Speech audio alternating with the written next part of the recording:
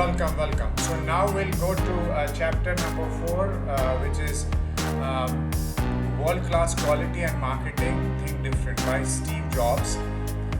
So as per Steve Jobs, he said Japanese never use quality in the marketing. So their products are quality products. They don't have to use quality. Customers don't form the opinion on marketing quality. They form opinions from own experience with the products they use. So when they use the product, then they form the opinion. By marketing, it is just one-time thing. Okay, so we need to make best world-class quality. One can use all quality words in marketing and products don't live up to it. One can use that all the jargons, keywords and stuff, but if product is not having quality, it is no worth. Okay, you will not sustain.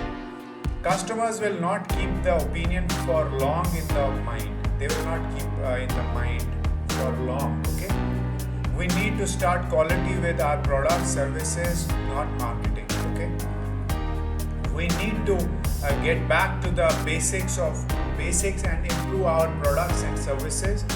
Quality is have the right products and have most innovative products.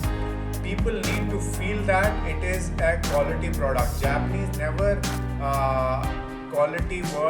use quality words in their marketing.